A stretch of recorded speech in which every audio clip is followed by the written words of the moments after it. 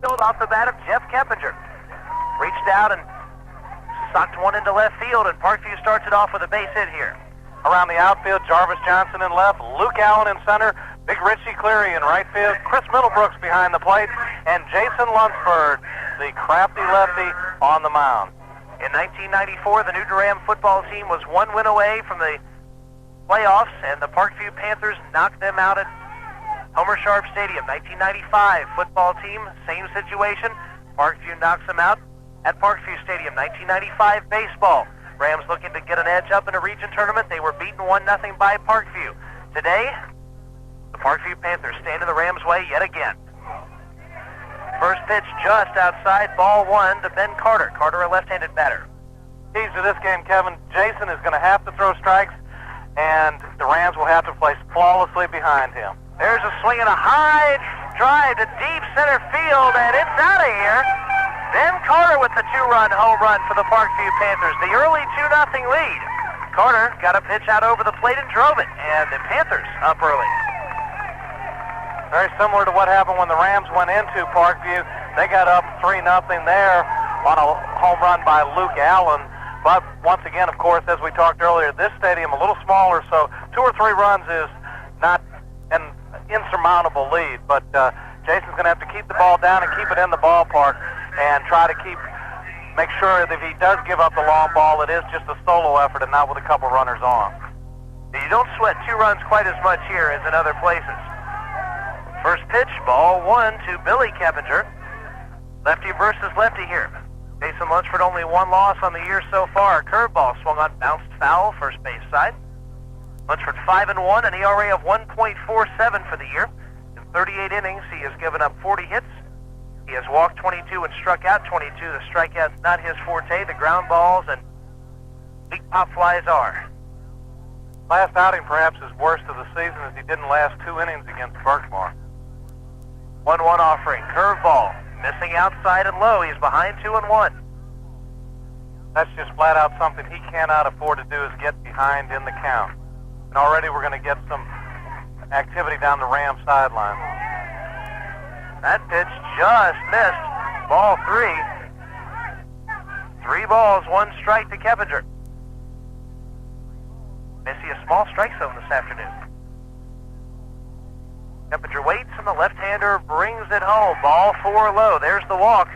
We were concerned about it, ladies and gentlemen, and Matt Vaughn and Kerry Gilstrap are throwing down the left field line for Newton, which would tell you probably that the center fielder, Luke Allen, may be coming in, or perhaps even Matt Easterday, the shortstop. That's correct. Jason, once again, struggling with the breaking ball. He's bouncing it up there. That was part of the problem he had against Berkmar. And so far, he has not been able to throw it for a strike, and he's in big trouble if he doesn't get that pitch over. Now Vickery, and the throw goes instead to first base, where Keppinger is back in safely. Ben Carter, a 2-run home run. Here in the top half of the first, and the Panthers lead the Rams early on, but we've got 7 full innings of action.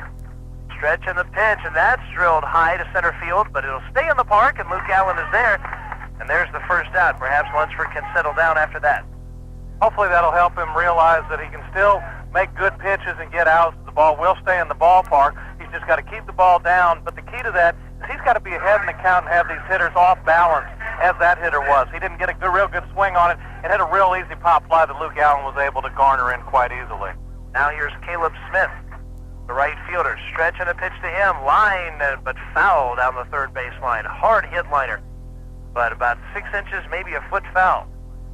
Fortunately for the Rams, the ball did go foul, because that would have been trouble down that left field line. Might have possibly scored Keppinger from down at first base.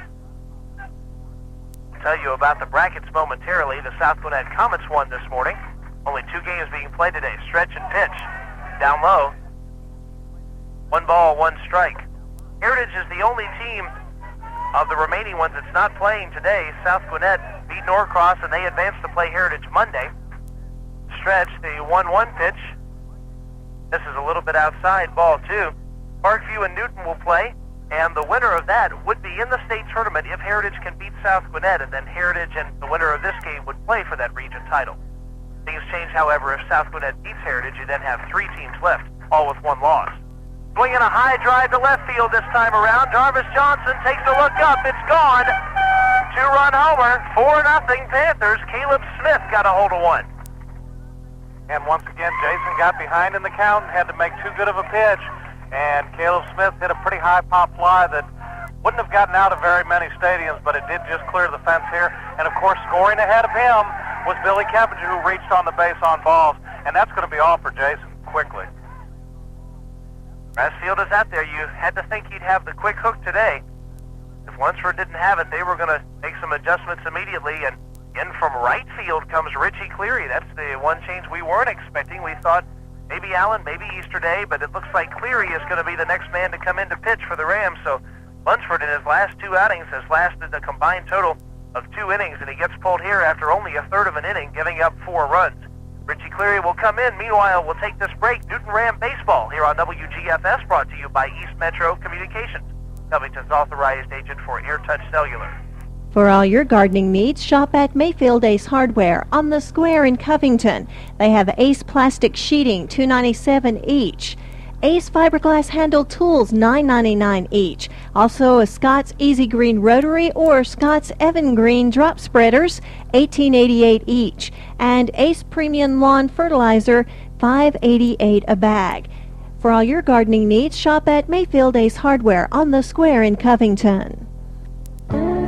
Aside from choosing the right home, it's important to choose the right mortgage loan. At Newton Federal Savings and Loan, we're putting today's low rates together with prompt hometown service in offering special construction perm loans with one-time closing, conventional and balloon mortgages, and more. And servicing of your loan remains right here, too. Newton Federal Savings and Loan, 3175 Highway 278, Covington. FDIC insured and equal housing lender. Welcome back to Dr. A.B. Weathersby Field at Clark Central High School in Athens, Georgia. And a very ignominious start for the Newton Rams as they take on the Parkview Panthers. They're behind with only 1 out in the first inning, 4-0. Coach Brasfield with the quick hook. And surprisingly, in from right field comes Richie Cleary to pitch. And here with the play-by-play and say a little more, hopefully to stop the tide, Kevin Holden. Richie Cleary comes in. Thanks, Bill Dolan. It's 6-0, the record for Cleary this year, a 2.29 earned run average. In 49 innings, Cleary has given up 35 hits. He has walked 29 and struck out 54 and given up only 16 earned runs. What's odd is that his 16 earned runs leads the team, but of course, he leads the team in almost every category, including innings pitched. So when you have more chances, you'll give up more runs. The final line on Lunsford, in a third of an inning, Lunsford gives up 4 runs, all of them earned, facing only 5 batters, but giving up 2 home runs and a single and walking a man, and so he's gone and early. And the line is complete on him as he leaves no runners on base. Ryan Ledden will step in, and Richie Cleary's first pitch to him is a curveball that misses ball 1. Once again, we appear to have one of these very tight strike zones early on. Perhaps it'll go both ways. Fastball drilled high and deep to left field. Johnson is back, and this one is gone. Back-to-back homers from the Parkview Panthers.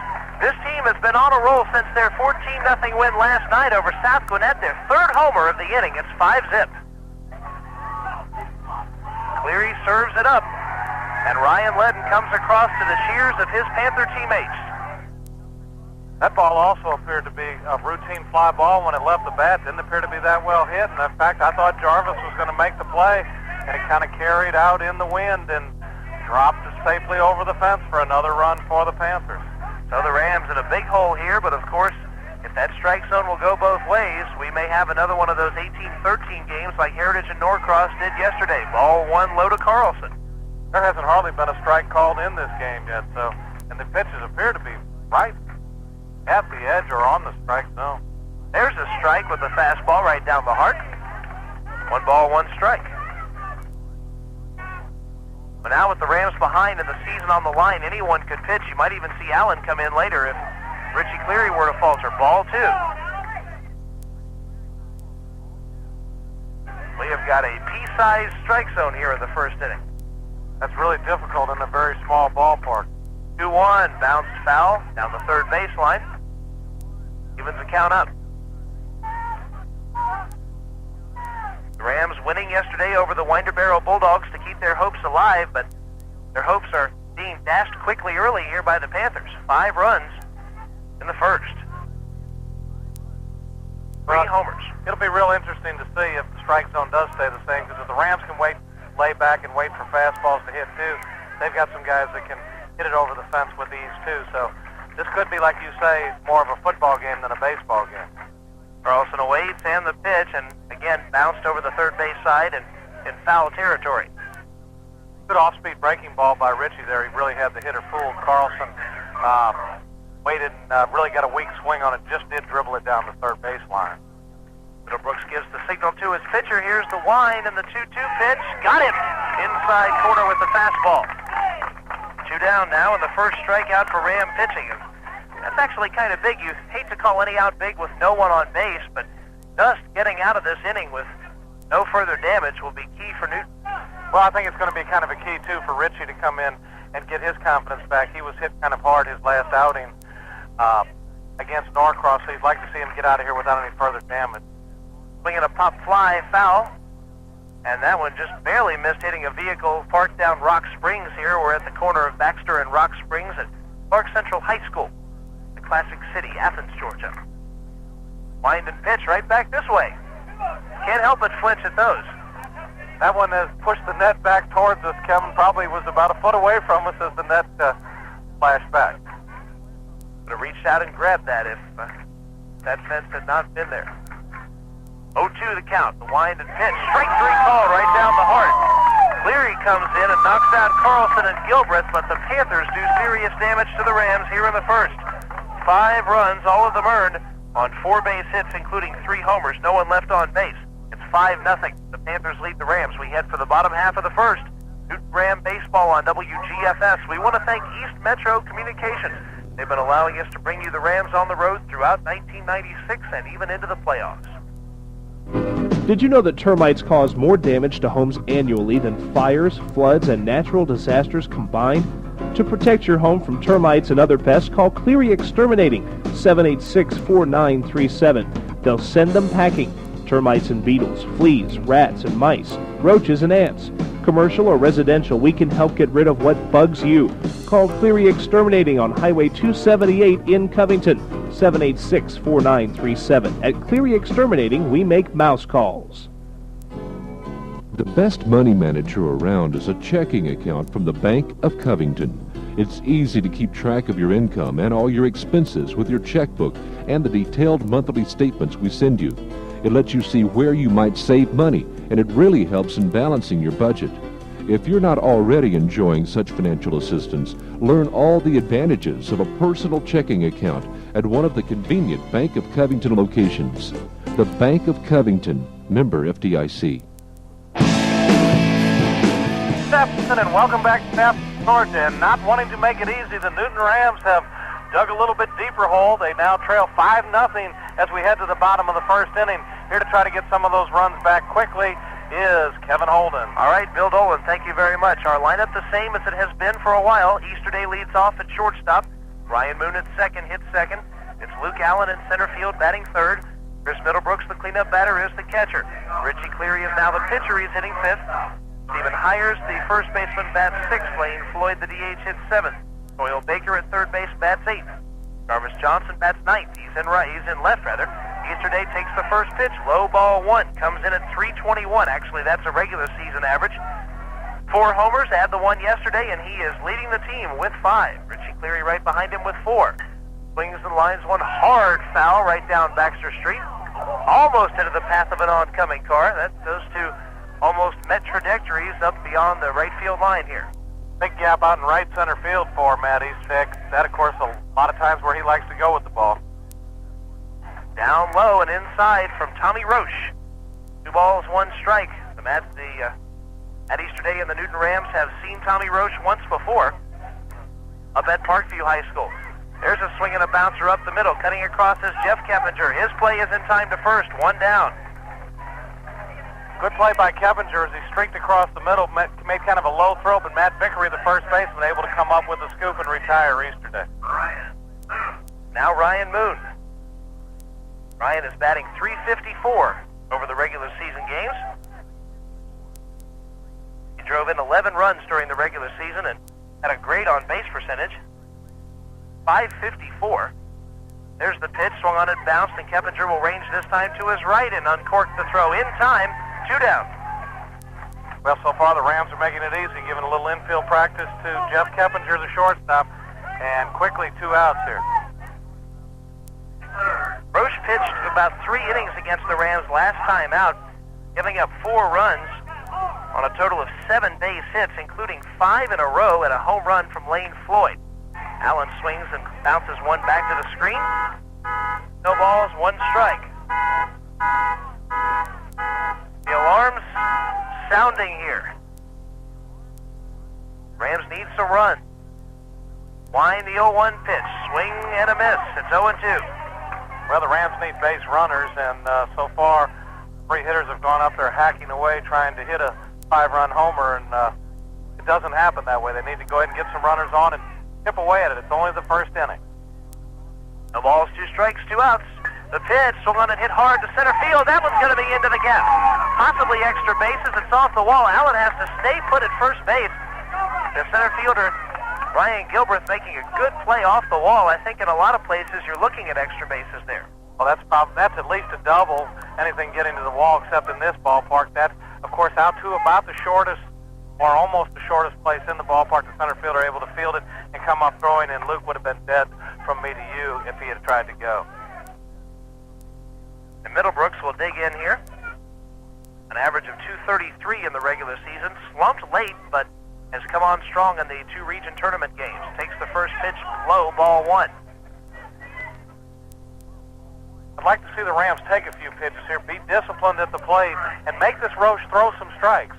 The umpire obviously going to call a little tighter strike zone, so the Rams need to be disciplined. There's a strike called at the knees, 1-1. Tommy Roche, a right-hander. Parkview has thrown 2 left-handers as the starting pitchers in their first 2 games. Go to first base, and Allen is back in. Rams with 74 team stolen bases this year. Allen responsible for 7 of those in 11 attempts. Pitch to Middlebrooks inside. The count runs to 2 balls, 1 strike to the Ram catcher.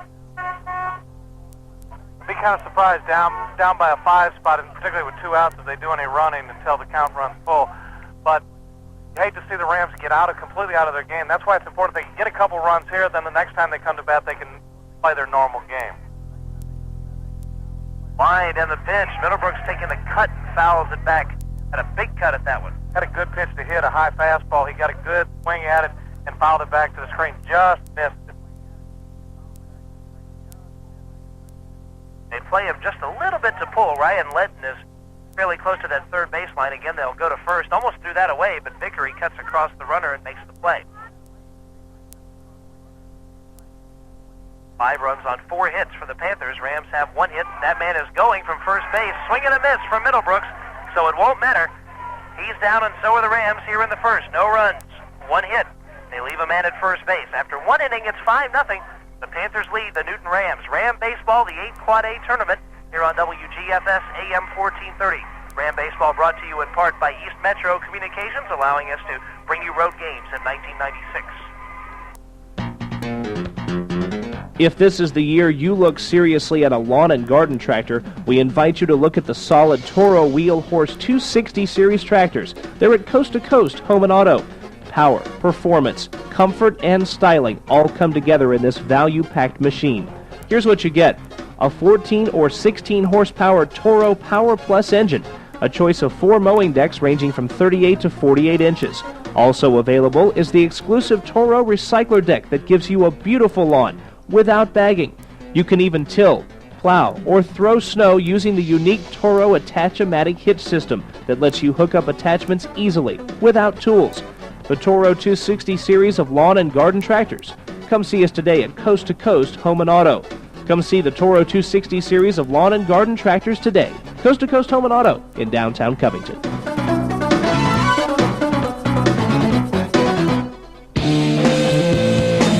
And welcome back to Athens, Georgia, and Dr. A.B. Weathersby Field. Newton Ram playoff action. They're on the short end of a 5-0 score to the Parkview Panthers. Here to try to keep it at that is Kevin Holden. Tough to beat. 2 different teams 3 times in a year. The Rams did it to Winder Barrow. Can they do it to Parkview? They'll have to retire the Panthers here in the second and be well on their way. Dwayne Jones steps in. Cleary's first offering to him. Bounced up the middle, cutting across Easterday. Good play behind the second base bag, and they got him. Great range that time by Matt Easterday as he was actually behind the bag at second and flashed across and made a good strong throw over to Stephen Hires and got the runner by 2 full steps. Well, since Cleary has come in, he's settled down. He gave up the home run to Ledden. First batter he faced, but has not allowed a base runner since then. Jeff Keppinger is 1 for 1. Singled in the first, came around to score on the home run by Ben Carter. Takes the first pitch outside for ball 1. Here he winds, brings home the 1-0. Curveball up high. Well, we noticed Richie had a lot of problems with his curveball his last outing. Hopefully he can bring that down, and he's going to need to be able to throw that for strikes, or he's going to be in for a long afternoon, too. 2-0 pitch. There's a strike. Curveball caught the inside corner. Make it 2-1.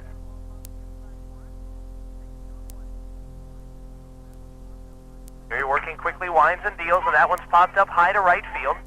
Back on it is Gilstrap, and he's got it near the fence for the out. It's funny, that ball was close to getting out of here, and didn't really put much into it. Jeff Keppinger did not. Now, that was truly just a pop-up, and I started getting a bad feeling. The wind blowing a little bit out that way. Kerry Gilstrap pretty much in his tracks floating over to the side, and a good pitch by Richie Cleary, and you'd hate to see a ball like that go out of the yard. And Carter digs in, homering his last time up. He takes the first pitch here high. 3 homers in the first, including back-to-back. Caleb Smith and Ryan Ledden going back-to-back for the Panthers. Wind and the pitch. Low ball 2. This could be a real big inning for the Rams. If they can slow down that momentum and come back and get a pair or so themselves, it could make a big difference in this ball game. Cleary behind 3-0, doesn't want to throw in one too fat to the number 2 batter of the Panthers. Just a reminder, the bottom half of inning number 4 is the Hard Luck Cafe Wing Ding inning. We had a winner here yesterday. Will we have another today? Making the bunt, pulling it back, and it's ball 4. And Ben Carter works his way onto first base. Once again, kind of a tight strike zone being called by the home plate umpire. So you hope the Rams, once again, when they come to hit next inning, will wait and make this Roche throw some strikes. Billy Keppinger took advantage of that strike zone to draw a walk last time, and he came around to score on a home run. Stretch and first pitch to him is inside ball 1. And again, the Rams can go to just about anybody today. Remember, their season is on the line. If they lose, it's all over, so there's no tomorrow to play for. You've got to win this game. Throw to first.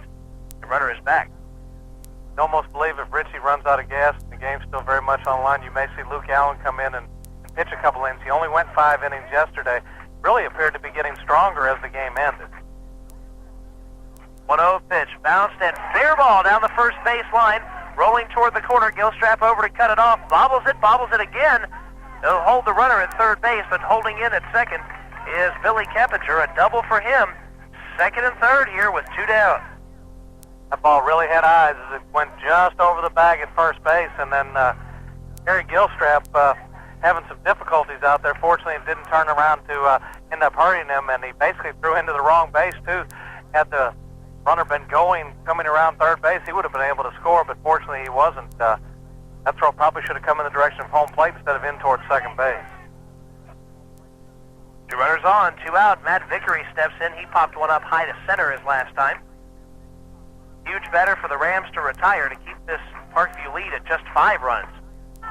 First pitch, strike called outside corner. Good breaking ball once again by Richie there. That's going to be the key to him. He's got a good fastball, but if that's all he's getting over, these Parkview hitters will be able to hit it. And the fastball comes in a little bit low and inside. 1 ball, 1 strike. Rams start with Cleary in the bottom half of the second, then Hires and Floyd. Here's the wind and the 1-1 pitch. The curveball, and that one didn't miss by much, but it is high, ball 2. I don't think Richie wants to load the bases here and face Caleb Smith with the Sachs Jam. Smith, of course, had home run his first at bat. Sign the wind of the 2-1. It's bounced back to the mound. The Rams will get out of it. Cleary's throw to first in time. For Parkview, no runs on 1 hit. There was a walk, but 2 men left in scoring position. And after an inning and a half, it's Parkview 5 and Newton nothing. Newton Ram Baseball, WGFS, AM 1430. I want to thank East Metro Communications for allowing us to bring you the Rams on the road this year. At Hardy's Floor Covering and Supplies, we've got you covered with vinyl, wallpaper, carpet, wood, parquet, VCT tile, interior design service, carpet cleaning service, and blinds. They're the largest and most complete carpet store serving Newton, Rockdale, and Morgan counties, Lake Oconee, and surrounding areas. They specialize in residential and commercial flooring. Their professional carpet consultants and interior designer will bring samples to your home, take measurements, and quote you a price all in one visit. Call them, Hardy's Floor Covering and Supplies, 786-9245, 786-9245, or in Madison, 342-3869, 342-3869. Hardy's Floor Covering and Supplies. Region 8 Quad A playoff action. Newton Rams live on WGFS. Here with the play-by-play as we head to the bottom of the second inning, Kevin Holden. Bill Dolan, thank you very much. We start with Richie Cleary and then Stephen Hires and Lane Floyd. Some big bats coming up here for the Rams, and they will need to pick up some runs and do so very quickly here against Tommy Roche. Once again, I think it's real important, Kevin, that the Rams realize that 5 runs in this park isn't that much, but they've got to do it the way they always do it, base hits. Can't hit the 5-run home run, so make them throw some strikes, take some bases on balls, get a few base hits, and the runs will come. Wind and first pitch to Cleary, low, ball 1. Cleary for the regular season, 257, 3 homers, drove in 14. He awaits the 1-0 offering, here it is. Outside, ball 2. I'm sure by now everyone in this region knows the power of Richie Cleary, so it's far-fetched to see him get something real good to hit here, I think. 2-0 pitch to him again outside, ball 3. Of course, we wouldn't mind seeing him get the base on balls. He is effective as a base runner and some good hitters in behind him. And of course, when you're down 5, that's what you want more than anything is the base runners. Probably with the take sign here, the 3-0 pitch, strike called, the old automatic, 3-1. Cleary last night, 2 for 4. The homer and the 3-run double. Wind and the 3-1 pitch to him. Swings and pops it right behind us. That will land in the intersection of Baxter and Rock Springs. Take a few hops out toward the hair salon behind us. 3 balls, 2 strikes. Wind and the payoff pitch to him. Low ball 4.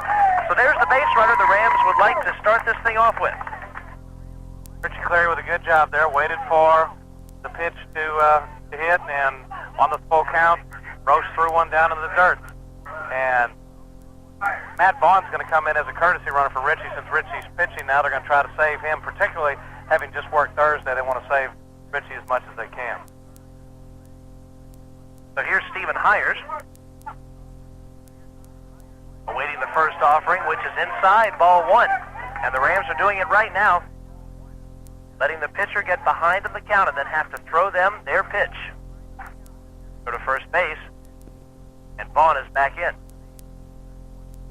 Like we were talking, Kevin, it was very important that the Rams held them off the board that last inning, and to get a couple here, it could really start to swing the old momentum around. Hires takes a big cut but comes up short. So it's 1 ball, 1 strike.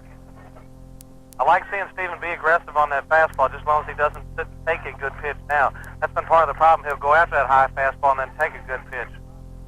Took that one low, 2-1. We were talking earlier how selective he has been, walking the most on the team, but then again also he has struck out significantly from taking so many pitches. Again, they go to first base. Vaughn is back. Hires has walked 19 times this year. He struck out 14. 1 is a team high, 1 is very close to that. Inside, ball 3 to Hires. 1 more wide one. We've got 2 on for Floyd, and you know how shallow it is to right center in this ballpark. And Lane Floyd, of course, has been a red-hot hitter for the Rams, moving into that DH position no matter who's pitching, righty or lefty. Again, they go to first base. As we have seen in the previous games here, you're going to see a lot more pickoff throws because pitchers would love to have runners off base here. Stretch and the pitch, a swing and a miss. Taking it 3-2 now to Hires. Might have helped him out there a little bit, Kevin. It appeared to be that high fastball and could have been ball 4. So Stephen's going to have to watch the plate now, but if it's the ball, he doesn't need to be up there hacking at it. On takes his lead away. He's going, swing and a miss. And a throw down to second base, safe there. So they get one out, the Panthers do, on the strikeout, but the steal of second from Matt Vaughn is his fifth of the 1996 season. The Rams do have a man in scoring position, one down. That once again appeared to be a pitch up outside the strike zone up high. Stephen Hires up hacking away at it and unable to come up with it. And now Lane Floyd. Floyd has been hot. He's now at 327. One home run, 10 runs driven in, swings and drives one to left field, but in his tracks there is Dwayne Jones. He's got it for the second out. Wayne made good contact with the ball, but drove it to left fielder. Lane Floyd likes to go up there hacking away, getting attacks, but once again, I'd still rather see us get a few more base runners. He has shown problems with his control. Now we're up there first pitch hacking and making it easy for him. Baker takes the first pitch down low. Remember, again, the strike zone very small, so it would be wise to take a lot of pitches. Every hitter would be wise to do that in this game. Signed by Carlson. Roche with the stretch. He brings it home. There's a swing and a liner first base side, and caught in the bullpen, though, by one of the pitchers warming up for the Panthers. A ball and a strike. Doyle Baker only with 6 walks during the regular season and 15 strikeouts. Wind in the 1-1. He stayed away from that pitch up around eye level. He threatened to go after it, and that would have really been a critical mistake. Rams are just up there a little over anxious with this 5-0 deficit. They need to relax and wait for strike. There was a strike right there, making it 2-2. That one came in at knee-high level. 2 balls, 2 strikes, 2 down. Richie Cleary led off with a walk. His courtesy runner, Matt Vaughn, is at second right now. The 2-2 pitch. Baker stays alive, fouling it off. Roche appears to be up high in the strike zone, and the Rams have gone after those high pitches. That once again a high fastball, and Baker able to foul it back only. Stretch, Roche delivers. Strike 3 called, inside corner. Baker is gone, the third strikeout for Roche, and the Rams, without a hit, leave a base runner at second base. Here in the bottom half of the second, we played 2. It's Parkview 5, Newton nothing. Ram baseball here on WGFS AM 1430. We are brought to you by East Metro Communications, Covington's authorized agent for AirTouch Cellular. East Metro Paging is your hometown paging company, offering quality Motorola pagers and coverage options ranging from Metro to nationwide. East Metro handles their billing and repairs in-house. That means if you have a problem with your pager, you're not passed off to someone else. East Metro Paging offers their customers free of charge a loaner pager if their unit should need repairs. And if you're considering a pager, or if you're interested in moving your pager service to a dealer that specializes in communications, call East Metro Paging, 786-6796. You can also visit their store at 7115 Highway 278, a quarter-mile east of Newton General in Covington. East Metro Paging is a division of East Metro Communications Incorporated, this area's oldest communications dealer. Tradition and excellence since 1946. That's WGFS, AM 1430, Covington. And we head now to the top of the third inning in Athens, Georgia. Newton Ram baseball. They trail the Parkview Panthers 5-0. Here with the play-by-play, Kevin Holden. All right, Bill Dolan, thank you very much. Caleb Smith starts it off for the Parkview Panthers, followed by Ryan Ledden and then Todd Carlson. 3 righties to face right-hander Richie Cleary. Cleary has come in and allowed only 1 run, then centering with 1 out in the first. First pitch, swing and a miss from Smith.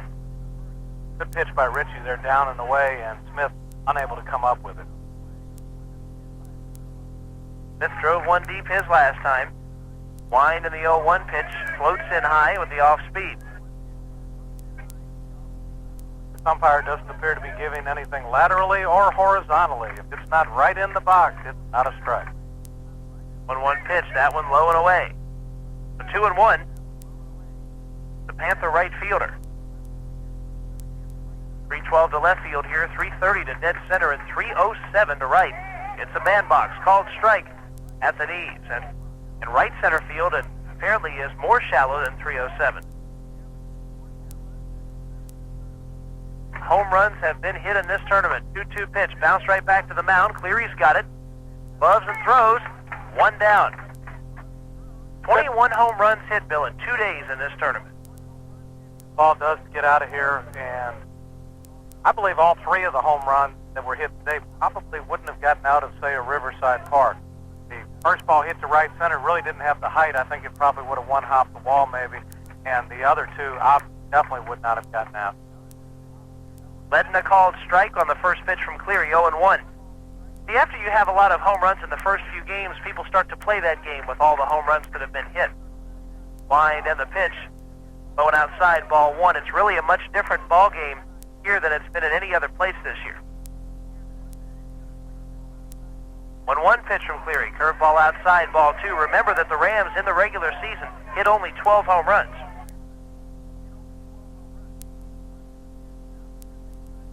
Wind in the pitch, bounce third base side, 2 hops to Doyle Baker.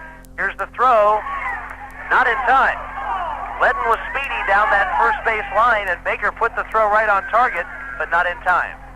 And what really cost him on that play is he flinched at the last minute right as the ball came to him. And that really slowed him down. He had to double clutch and then get off the throw. He made an accurate throw, but not a very strong one, and that allowed the runner to beat it out. And a very close play down at first base. So 1 man on and 1 man out. And now Carlson, he was a strikeout victim last time, took a third strike. And they were looking to bunt, but pulled it back, and it's strike one. Rams will start off with Jarvis Johnson in the bottom of the third. Even though he's the number 9 man, you like to see a person like him leading off an inning. He can help the team out a lot. Go to first, barely back in there is Ryan Ledden. I think it's going to be important for the Rams to go ahead and just at least score 1 run to get off the schneid, and I think they'll tack a few more on soon after that. Swinging a high pop fly, first base side, foul territory. It will land in the bullpen, away from anybody's reach here. 0-2 the count to the Panther catcher, Todd Carlson. That pretty much takes the fun out of play now, so Richie can bear down and try to get either the ground ball for the double play or the strikeout here. And he's got some pitches to, some pitches to work with too with the 0-2 count. Looks like Middlebrooks is setting up outside, got it right down the heart, and he fouled it off. Richie had enough stuff on the fastball where Carlson was not able to get around on it. Weakly fouled it back to the backstop. Go to first base, they got him. Had him leaning the wrong way. The pickoff at first base, Cleary. 1-3 picks off Ryan Ledden. And Ryan Ledden still hasn't gotten back to the bag as he dove. He came up about 6 inches short, and Stephen Hires just had to stick the glove down there. Richie really had him leaning and rifled it over there, made a perfect throw, and that makes 2 outs now. An enormous play because you've got 2 strikes on the hitter. Wind and the pitch, swing and a line drive right field. It's in for a base hit. Takes a weird hop, but Kerry Gilstrap follows it and makes the play cleanly and tosses it back in. Second base hit of the inning for Parkview, but now that caught stealing looms larger. And Richie and Chris talking it over. That ball not hit that hard, just one of those ones that found its way in there, got over Stephen Hires' head and was able to drop in. Those are going to happen in any ballpark, and really not a problem. I'm just very thankful for the pickoff play where they got the runner, Ryan Ledden, who was leaning. That's the 7th base hit for the Panthers. We are only in the 3rd. They lead 5-0 over the Rams, who have managed only 1 hit and a total of only 2 base runners. We've stranded them both. Stretch from Cleary, facing Brian Gilbreth, who has to skip the rope on the first pitch. The fastball down and in. And we have a courtesy runner in for Carlson down there. And they throw, and Matt Pointer is back in just barely safely. Almost picked off again there. Not a wise thing for a person like Pointer, who comes in usually as a courtesy runner, to get picked off. They go over again. He's back in. That's your job. If you're a courtesy runner, you don't have a play at the plate or perhaps on the pitcher's mound to redeem yourself. Your base running is your life. Pitch outside from Cleary. First ball for Brian Gilbert. And Richie does have an excellent pickoff move, as was exhibited to Ledden and also against Pointer here, getting a bigger lead. Side step on the 1-0 pitch. That's a strike on the inside corner. One of the most liberal calls we've seen this afternoon. 2 outs here. Richie can still bear down and worry pretty much just about the hitter and try and retire him. Runners going, 1-1 inside. Middlebrooks third to second base. Not in time. Easterday had to sweep the tag across to the first base side of the bag, and a close play down there. He got a great jump on the play. Middlebrooks with a wrong throw, and Easterday with a great sweep tag. I kind of half expected the hand to go up because it looked like the tag might have beat the runner into the base. Now a 3-1 count. Stretch and the pitch. Swung on and hit hard to center field. Allen on his horse. He's not going to get there. It bounces in. One run will score. Rounding first, headed for second, is Gilbreth. That's a double and puts the Panthers up now by 6. And unfortunately, the stolen base pays off there for the Panthers. That runner able to score. And that ball just kept slicing away from Luke Allen. When it was first hit, it looked like he would be able to make a play, but with the left-handed hitter, it had that tailing away from Luke Allen and landed in between he and Jarvis Johnson out there in left center field. And now the pickoff means that much more. First pitch called strike to Dwayne Jones because that man could have also come around, and that means that Cleary saved a run with that pickoff. Stretch. And the 0-1 pitch, here it is, bounced over Doyle Baker's way. Bobbles it once, twice, 3 times, he'll hang on to it. Safe at first is Dwayne Jones. So first and third as the runner was headed for third base immediately, and Baker bobbled it several times. And that'll be an error on Doyle Baker there, as he is just really unsure of himself today. Like I said in that previous play, where he was unable to retire the runner, he really flinched badly as the ball came up to him, and he appears to really have lost his confidence down there at third base. And didn't look good at his at-bat either, Kevin. He did not, as he was struck out looking, took a called strike 3, throw to first base. Dwayne Jones is back. Here's Jeff Keppinger. This is a man we would probably rather have faced in the fourth, Bill. Stretch and pitch, fastball up high. And, of course, you have to wonder now whether Dwayne Jones will be off running with runners at the corners here. And they go to first base, but the throw to the other side of the bag, so back in diving is Jones. Parkview with a run in this inning. Tack it on to 5 that they scored in the first.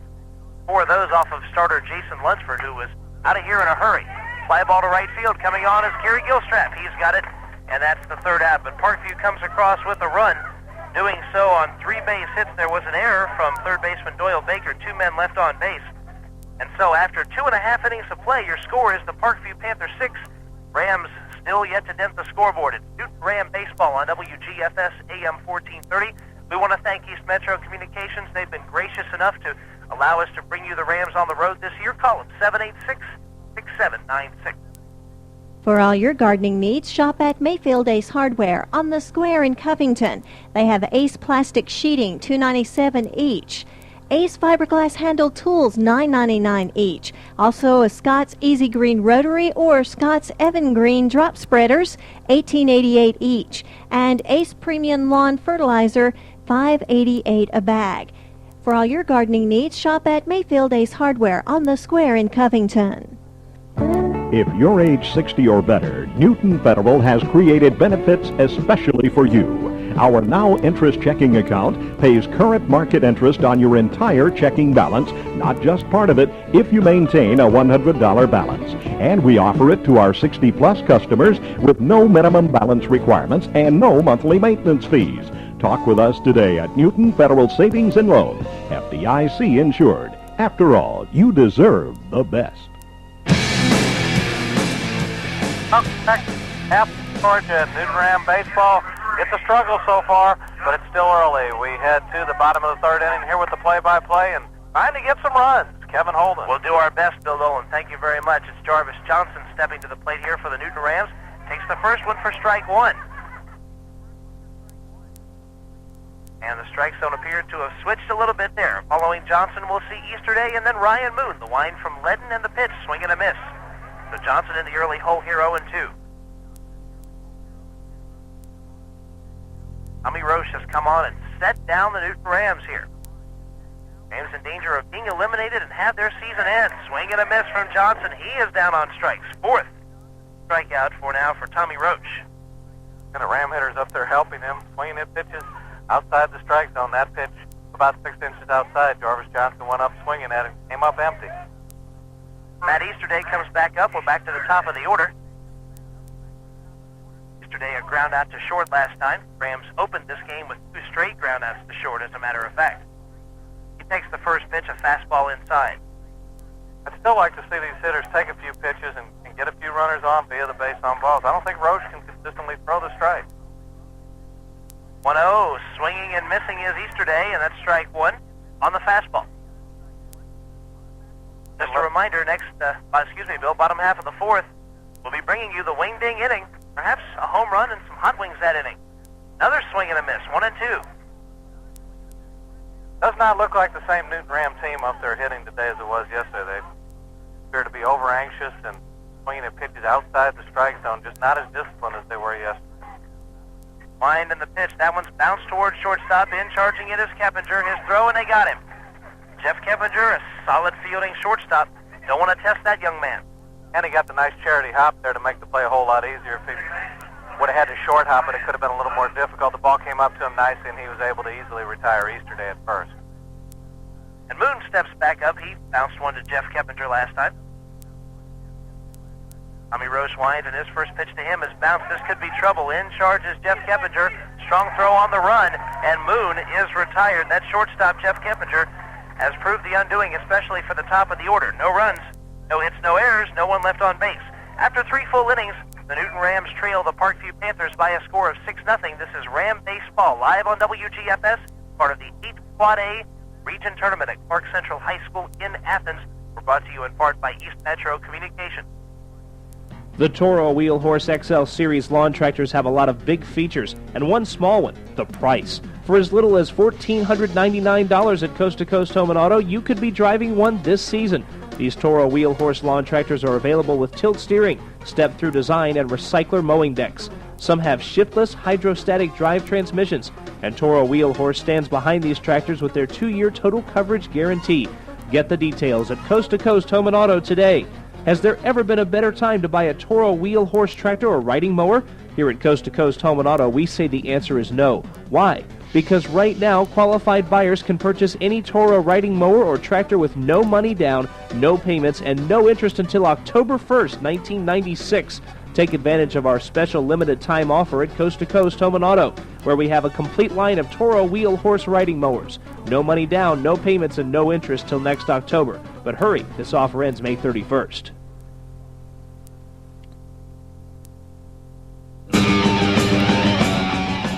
And welcome back to Dr. A.B. Weathersby Field in Athens, Georgia at Clark Central High School. This ball game's zipping right along. Here with the play-by-play, Kevin Holden. All right, Bill Dolan, thank you very much.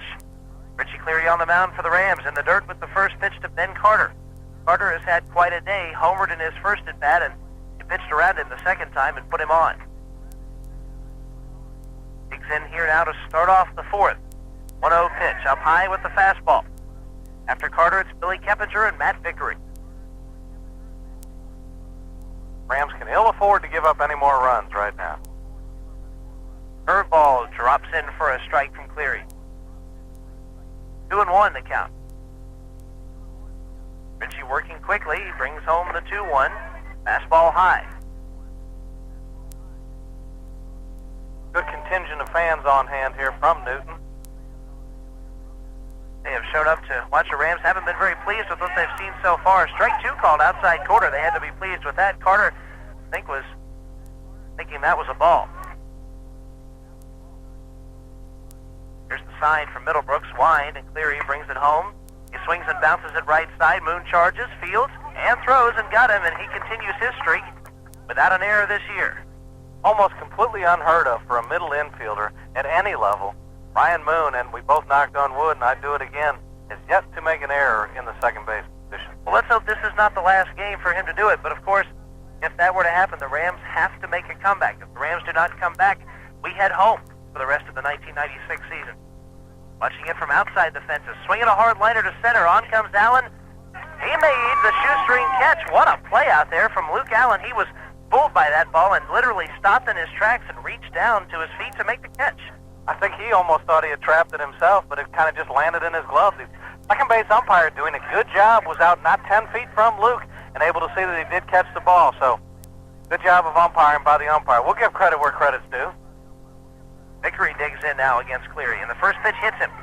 Hit him on the shoulder, And the home plate umpire will give him an escort 3/4 of the way down to first base, as if that were in any way intentional. Kind of hard to believe that he's a little worried about that. A slow-breaking curveball. Not exactly the pitch if you're going to throw at somebody that you would. And down 6-0 with an out, the last thing in the world Richie Cleary wants to do is hit somebody and put him off base. So. Now here's Caleb Smith. He's 1 for 2. Got to tell you about something that happened yesterday here at the tournament. Stretch and pitch. There is a big line drive to center field, but Allen in his tracks will be there and make the catch. And that's all for the Parkview Panthers, so I'll tell you about that in the bottom half of the fourth when you take over the play-by-play duties, Bill. No runs, no hits, 1 man left on base. The wing-ding inning in the bottom half of inning number 4, and it'd be a good time to get some runs. It's 6-0. The Newton Rams trail the Parkview Panthers. This is Newton Ram Baseball on WGFS AM 1430. Thank you to East Metro Communications for providing the cellular equipment for us to bring you the broadcast. Did you know that termites cause more damage to homes annually than fires, floods, and natural disasters combined? To protect your home from termites and other pests, call Cleary Exterminating, 786-4937. They'll send them packing. Termites and beetles, fleas, rats and mice, roaches and ants. Commercial or residential, we can help get rid of what bugs you. Call Cleary Exterminating on Highway 278 in Covington, 786-4937. At Cleary Exterminating, we make mouse calls. Hey there, Carl the Greenskeeper here for the Hard Luck Cafe. You know me, I'm the guy who delivers hot wings to the trivia show every Saturday morning. Randy wanted me to be sure and let everyone know that the Hard Luck now has 3 locations. That's 1 in Conyers, 1 in Madison, and of course the original location in Covington. You know, that's that little red building down there where Nationwide used to be. So for the best hot wings around, stop by the Hard Luck or call ahead so your wings will be ready when you get there. I can't remember all the numbers, but in Covington it's 787-0421. That's 787-0421. Oh, and by the way, don't forget to tell them that Carl sent you. And welcome back to Dr. A.B. Weathersby Field in Athens, Georgia. We're in the bottom of the 4th inning. I'm Bill Dolan with your play-by-play. Kevin Holden taking over as the color commentator. This is the wing-ding inning. Luke Allen fouled the first one down the left field line. He's batting in this inning for Ken Harper of Covington, Georgia. Allen with enough sufficient power. If he can get a hold of one here, he can win 50 hot wings for Ken Harper of Covington. 0-1 the count to Allen. Here's the pitch. And that's a ball outside. 1-1 the count now. And if the Rams will take pitches in this inning, they'll receive those fastballs necessary to hit those home runs. 1-1 the count. Here's the pitch to Luke. There's a strike called. Fastball caught the outside corner in the area of the knees. Luke behind in the count now, 1-2. Luke had a base hit his first time up, the only hit for the Rams so far. Here comes the 1-2. Way high for a ball. 2-2 the count. Allen has absolutely been on a tear the last 2.5 weeks of this season, hitting close to 600. Rams need runners. Here's the 2-2. Allen swings and misses at a fastball about 6 inches off the outside part of the plate, and that's the first out here in the bottom of the 4th inning. Tell you this, Bill, Tommy Roche may not be the fastest pitcher in the world, may not have the best curveball, but has a good idea of how to pitch, expanding the plate with 2 strikes and throwing it just off the outside corner. Chris Middlebrooks up now, swinging a miss at a pitch up high in his eyes. And Chris Middlebrooks batting for Teresa Cleary of Covington, Georgia. 0-1 the count to Middlebrooks. Here's the pitch, ball up high. Middlebrooks is one with some power, Bill. He could win Teresa some hot wings, no doubt about it. He already has 1 home run in this tournament as the Rams have knocked 4 out. Here's the 1-1. Down in the dirt, 2-1. Rams need runners, Kevin. Any way they can get them. Most certainly they do. They've only had 2 so far in this game. 2 runners, that is. 2-1 the count. 1 out here in the bottom of the 4th. Here's the pitch to Middlebrooks. Swinging a shot down the third baseline. Up. Long throw across the diamond. High, but out. As Ryan Ledden had to go behind third base and make a long throw. Probably, Kevin, anybody else but Chris Middlebrooks running, and that's going to be a base hit for the Rams. Yeah, Middlebrooks hasn't had a lot of experience base running this year. Reason being, usually when he gets to first base, they pinch run for him, they courtesy run for him with Matt Vaughn, and he hasn't been the swiftest of foot going down the bag, but credit Ryan Ledden with a pretty good throw. And Richie Cleary skies one foul over across the street, and no damage done. Richie batting for Tommy L. Allen of Covington, Georgia. Richie, of course, broke it yesterday as he won 100 hot wings for a lucky fan. Swinging a shot up the middle, might get through. Keppinger ranges, throws, and got him at first base. And a great play by Jeff Keppinger, the shortstop, as he went well behind the bag and was able to retire Richie Cleary at first. No winners in the Hard Luck Cafe. Wing-ding inning. No runs, no hits, no errors, and nobody left for the Rams in the bottom of the fourth inning. It's getting serious. It's getting late. Newton Ram baseball on WGFS AM 1430, made possible by all the fine folks at East Metro Communications. What's the crowd favorite at parties any time of the year? Why, it's hot wings from the Hard Luck Cafe. With flavors ranging from extra mild to TNT, they can placate any palate. There are 3 convenient locations to serve you, one in Madison, one in Conyers, and the original Little Red Building in Covington. So stop by for the best hot wings around, or call ahead so your order will be ready when you get there. In Covington, the number is 787-0421. That's 787-0421. The Bank of Covington offers full-service banking and convenient locations. And you can find what you want in a checking account, savings plan, simple interest loan, and 24-hour automatic banking that gives you access to over 8,000 ATMs throughout the Southeast and the USA. Just what you would expect from a leading financial institution. The Bank of Covington, member FDIC, an equal opportunity lender.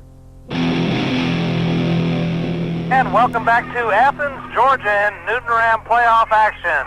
We head to the top of the 5th inning. The Rams down by a touchdown. They trail 6-0, and Richie Cleary has to hold them at bay. He'll face the 6, 7, and 8 hitters for the Parkview Panthers here in the top of the 5th inning. Ryan Ledden, the third baseman, will lead off, followed by Todd Carlson and then Brian Gilbreth.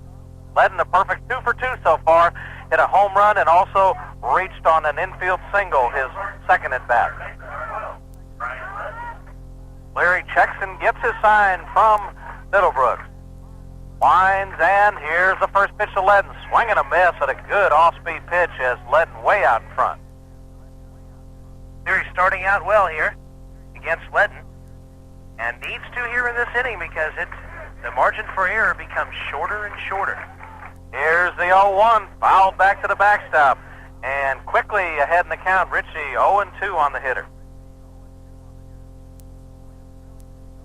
The Rams really can ill afford to give up any more runs at all. Richie has to hold them completely at bay, and the Rams have to wake up with the sticks. Ledden down in the count, 0-2. Cleary wheels and deals. Here it comes. Fastball up high for a ball. 1-2 the count now.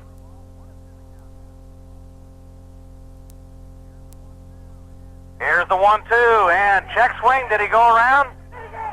And no, says the first base umpire. He checked his swing. 2-2 the count. His fans appeared to think that he did go. 2-2 the count. Nobody out. Here's a pitch from Cleary. Fastball just off the outside part of the plate. And the strike zone shrinks again. And with 2 strikes, usually an umpire strike zone will expand a few inches. It's exactly the opposite for this one. Here's the full count pitch. Swinging a shot down to Baker at third.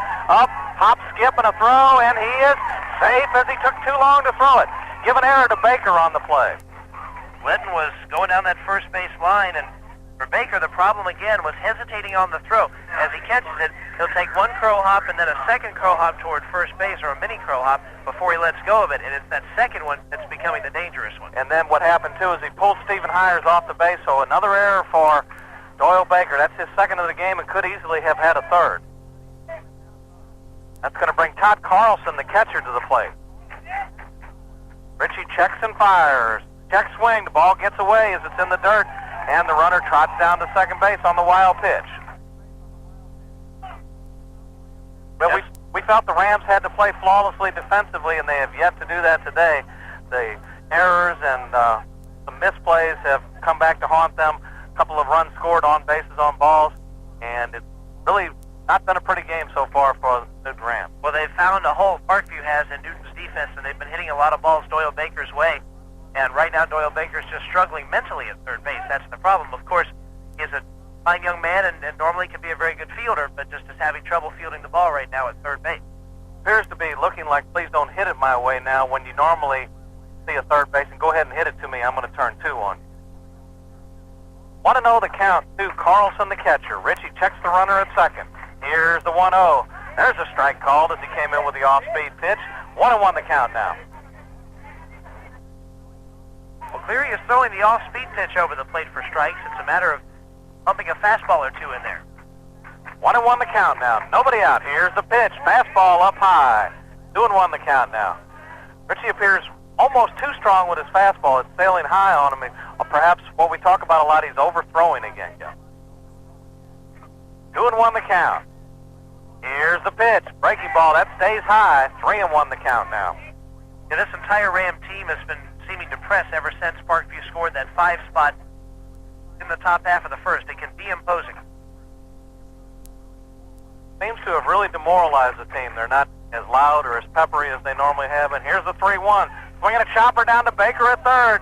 He's up, throws to first, and got him this time. That time he didn't hesitate as he just gloved the ball and went ahead and fired and threw a strike over there. So credit Doyle Baker with coming back and making a good play on a tougher chance that time, actually. And the difference was he had less time to think about it. He had to catch it and let go of it. A lot of times when a player's struggling, you have a play where he can't think about it, is when he makes his best play. 1 out now. Gilbreth up to the plate. Takes a pitch outside. Brian Gilbreth, the center fielder, doubled his last time up and was a strikeout victim his first time. Cleary checks the runner down at second. Here's the 1-0. Swinging a shot down to Hires at first. He gloves it and will race to the bag. 2 outs now.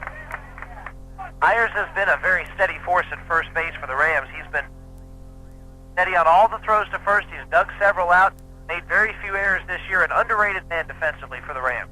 He has done a good job down there at first base. Rams within 1 out of getting out of it in the 5th inning. Wayne Jones, the left fielder, to the plate, the number 9 hitter. Richie works from the full line. Here's the pitch, swing and a miss. And Jones fooled badly by that pitch. You remember when the Rams played Parkview at Riverside Park, Jones was nowhere near anything Richie Cleary threw. Look for the same to happen here.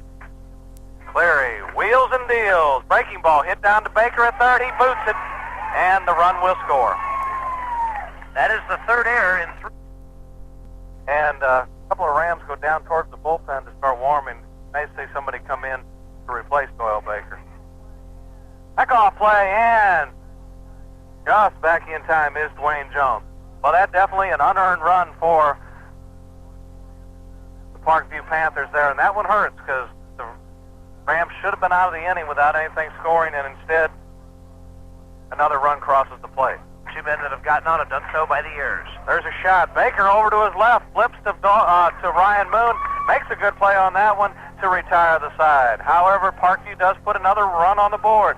They did so without benefit of a hit, and there were 2 costly Ram errors in the inning and 1 runner left on base. We head now to the bottom of the 5th inning. Your score is Parkview 7, Newton on the Schneid. This is Newton Ram Baseball on WGFS AM 1430, and it's made possible by the fine folks at East Metro Communications. East Metro Paging is your hometown paging company, offering quality Motorola pagers and coverage options ranging from Metro to nationwide. East Metro handles their billing and repairs in-house. That means if you have a problem with your pager, you're not passed off to someone else. East Metro Paging offers their customers free of charge a loaner pager if their unit should need repairs. And if you're considering a pager, or if you're interested in moving your pager service to a dealer that specializes in communications, call East Metro Paging, 786-6796. You can also visit their store at 7115 Highway 278, a quarter-mile east of Newton General in Covington. East Metro Paging is a division of East Metro Communications Incorporated, this area's oldest communications dealer. Tradition and excellence since 1946. That's WGFS, AM 1430, Covington. Back from Dr. H. Weathersby Field at Clark Central High School. Welcome to the 3rd round of the Region 8 Quad A tournament. Only 4 teams remain. After this game, only 3 will remain. The bad thing is the Rams in danger of being that 4th team that will be eliminated. Try to get some runs, Bill Dolan. Thank you very much, Kevin Holden. We have seen some explosions in this ballpark. Parkview for 5 in the first. We've seen other teams score up to 6 or 7. The Rams need to chip away just a couple at a time. Stephen Hires leads it off for the Newton Rams. Here's the pitch, and it's the ball low and away. Telling you earlier about something that happened yesterday. With the bases loaded, a pitch inside, batter leaned into the pitch and shoved his elbow at it. They disallowed the hit by pitch. Here's the 1-0 to Hires. Upstairs. That's called a strike. I began to say upstairs, that pitch well above the letters, and that may be the highest pitch I've seen called for a strike all year. 1-1 the count. Here's the pitch. Swinging a shot right into the glove of the pitcher, and he drops it and throws to first. Tough break for Stephen Hires as he hit it right back where it came from. Well, Hires did the right thing. You've done everything right mechanically as a hitter when you're driving the ball right back at the pitcher. That thing is, he literally did drive the ball right back at the pitcher on a line. And it actually literally hit right in his glove, or else the ball cleanly goes through for a base hit. Stephen has had some tough luck with the bat. He's hit some ropes that have been caught. Lane Floyd to the plate. Here's the pitch. Takes the strike called on the outside corner. Floyd lined out to the left fielder his first at bat. Batting here in the 5th inning. Here's the 0-1. Outside for a ball. 1-1 the count. Very clean game on our scorecard here. What that means is no errors and very few base runners, a lot of ground outs, only one flyout. Very important in this ballpark. Here's the pitch to Floyd. Swinging a fly ball to center field. Center fielder Gilbreth underneath it. Gloves it for the out. Well, Floyd is the only man, Bill, who can get the ball in the air. In fact, he is the only person to hit pop flies in this game. Of course, the base hit from Allen, but other than that, there have been several ground ball outs, 7 to be exact, along with 5 strikeouts. And the Rams really have not even made loud outs here. Hit a lot of easy ground balls to the shortstop. Doyle Baker steps to the plate. 2 outs now. Here's the pitch, swinging a shot to the shortstop. Keppinger up, over to first, and a big scoop by Matt Vickery as the ball down in the dirt, but he saves his shortstop. No runs, no hits, no errors. 3 up, 3 down. We head to the top of the 6th inning. Still 7-0 Parkview over the Newton Rams. Newton Ram baseball season coming down to an end if the Rams don't rally in the last 2. You're listening to it on WGFS AM 1430, and we'd like to thank all the fine folks at East Metro Communications, because without them, we wouldn't be able to do this for you. At Hardy's Floor Covering and Supplies, we've got you covered with vinyl, wallpaper, carpet, wood, parquet, VCT tile, interior design service, carpet cleaning service, and blinds. They're the largest and most complete carpet store serving Newton, Rockdale, and Morgan counties, Lake Oconee, and surrounding areas. They specialize in residential and commercial flooring. Their professional carpet consultants and interior designer will bring samples to your home, take measurements, and quote you a price all in one visit. Call them, Hardy's Floor Covering and Supplies, 786-9245, 786-9245, or in Madison, 342-3869, 342-3869. Hardy's Floor Covering and Supplies. The top half of inning number 6, we're at Dr. A.B. Weathersby Field. Clark Central High School in the Classic City, Athens, Georgia, host to the 8 Quad 8 tournament. They've done a fine job, but the Newton Rams haven't done their job today. They're trailing 7-0 as we go to Parkview's half of the 6th. Here's Bill Dolan. Thank you very much, Kevin Holden. Time grows shorter and shorter on the Rams. They have 2 more tries with the bat. We've got 1 defensive change. Matt Vaughn comes into third base to replace Doyle Baker. And Richie Cleary faces the 2, 3, and 4 hitters, Ben Carter, Billy Keppinger, and Matt Vickery here in the 6th inning. Ben Carter with a home run on the base on balls and 3 at-bats. Takes a ball, 2-0. Make that 1-1 now. The umpire changes his mind. Here's the pitch. That's outside. 2-1 the count now, according to the umpire. And again, you mentioned the explosion. Runs come in spurts here, so the Rams have to remember they still have 2 more chances for an offensive spurt. Swinging a chopper down to Ryan Moon at second. Up, over to first, as always, in time, 1 out. Ryan Moon continuing his great streak down at second base. Still without an error in 1996. Good thing there's plenty of wood here, Kevin. Right, we're in a wooden extension of the press box that has just been built here at Clark Central High School. They used to not have lights or a press box. Now they have both. The field is in better shape, and improvements are being made. I think Clark Central is better and better every year. Billy Keppinger to the plate. He lined out to center fielder Luke Allen, who made a good shoestring catch last time, also with a double and a base on balls. Here's the 1-0. Ball 2 called by home plate umpire. Her ball broke down and in, perhaps was too far inside as it came across the plate.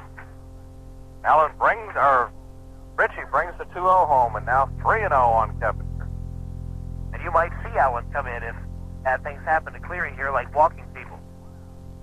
3-0, 1 out, top of the 6th inning.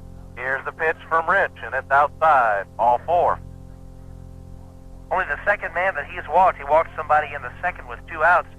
And after a double, they stranded that man at third base, so a little more than just a scare there. But got Matt Vickery and Caleb Smith coming up, and remember, Smith drove one out of here his first at bat, so that walk could come back to haunt Cleary. Vickery 0 for 2 and was also hit by a pitch his last time, a slow breaking ball that just struck him on the arm. There's a pitch just off the outside part of the plate, as once again now we see the small strike zone, 1-0. Range Stamps. Snap throw to first, and he is just back in time. Several Parkview hitters start with an open stance. My guess is to see the ball a little better in from the pitcher because they all dive into the pitch as it comes. Another snap throw over there, this one down the home plate side, or else it would have been a little closer play. Cleary keeping Keppinger close. Brings it home to Vickery. There's a shot through the hole into left field. Base hit. Johnson up and brings it back in.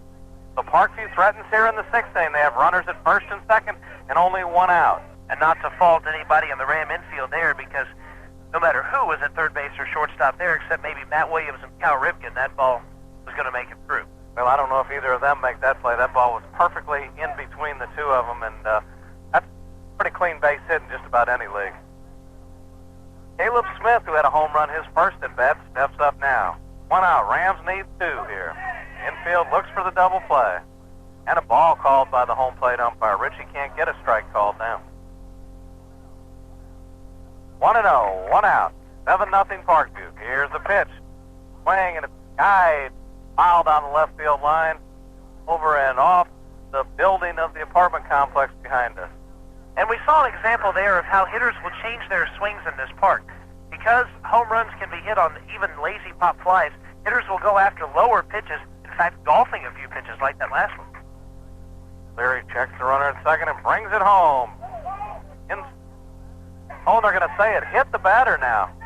It must have grazed his pants leg or something, but certainly I did not see it, and the batter gave no indication of it either. Suddenly the umpire sent him to first base. He was twisting away from the ball, but it wasn't far off the inside corner, maybe an inch or two off the inside corner, and Smith may have actually twisted his back leg into the ball. You can actually do that if you're crafty enough as a hitter. You can twist your body in such a way that you look as if you're going away from it, can actually move into a pitch. And the Rams are digging a deeper hole now. The bases are loaded. Infield, surprisingly, is not playing in. They're looking for 2 up the middle. Swinging, that could be 2. Easterday over to second for 1, over to first, and they will not get it as another run crosses the plate. It was hit too slowly to be a double play ball, unfortunately, and so Ledden will be safe at first base. He has reached all 4 times that he's come up. That puts another one across, and it's progressively tougher. You've got 6 outs now to make up 8 runs. And if they get a couple more runs here, you may only have 3 outs. 10-run rule could be in effect. Todd Carlson, the catcher, steps up. Runners on the corners. Here's the pitch. Low and away for a ball. Richie Cleary has done a good job since coming in, giving up just a couple runs, one of them unearned. Fighting with a small strike zone, too. Swing and back to the backstop on a foul ball by Todd Carlson. 1-1 the count now.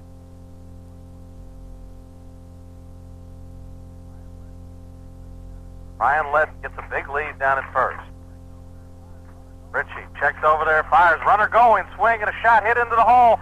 Easterday will have to make a strong throw, and he is out on a good play by Stephen Hires. Easterday deep into the hole, made a long throw to first base, pulling Hires off the bag, but he made the tag to retire the Parkview Panthers. In the 6th inning, the Parkview Panthers score 1 run. They did so on 1 hit. There were no Ram errors and 2 runners left on base. We head now to the bottom of the 6th inning. Your score is Parkview 8, Newton 0. Newton Ram baseball on WGFS AM 1430, made possible by the fine folks at East Metro Communications. For all your gardening needs, shop at Mayfield Ace Hardware on the square in Covington. They have Ace plastic sheeting, $2.97 each. Ace fiberglass handle tools, $9.99 each. Also a Scott's Easy Green rotary or Scott's Evan Green drop spreaders, $18.88 each. And Ace premium lawn fertilizer, $5.88 a bag. For all your gardening needs, shop at Mayfield Ace Hardware on the square in Covington. Aside from choosing the right home, it's important to choose the right mortgage loan. At Newton Federal Savings and Loan, we're putting today's low rates together with prompt hometown service in offering special construction perm loans with one-time closing, conventional and balloon mortgages, and more. And servicing of your loan remains right here, too. Newton Federal Savings and Loan, 3175 Highway 278, Covington. FDIC insured and equal housing lender. Bottom half inning number 6. The Newton Rams and the Parkview Panthers. Rams trail by 8-0. Rams in danger of having their 1996 season come to a close. We're going to do everything we can to help prevent it. Bill Dolan brings you play-by-play. Thank you, Kevin Holden, and we've got our work cut out for us. Rams send Jarvis Johnson, the number 9 hitter, to the plate, and then the top of the order. A couple more Rams warming up down the bullpen area. Brandon Smith, and we may see him come in as a pinch hit for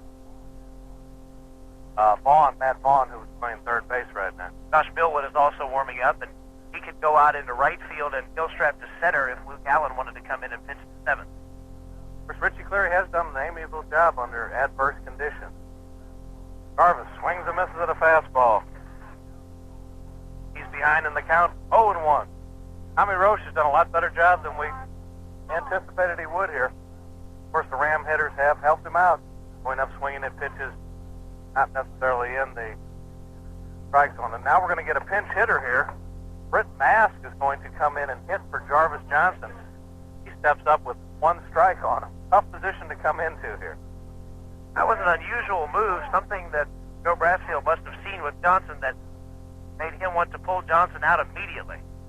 Something you normally don't do, send up a right-hander hit against the righty when you had a lefty up there hitting.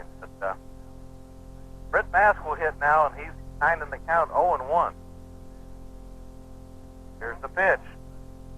And takes the ball, so that evens the count now 1-1. Well, Mask is good at drawing the base on balls, but then again, so is Jarvis Johnson. Rams need a bunch of runners. Here's the 1-1 to Mask. Swing and foul back to the backstop as he had a good cut. Mask with 3 base hits this year. A single against Eagles Landing, a single against Shiloh, and a single in one of the games at Huffman. And basically since March 2nd, he's had 1 hit. Here comes the 1-2, and down in the dirt, and a good job of laying off the pitch. Matt's fooled by it, but he was able to keep the bat back to even the count now at 2-2.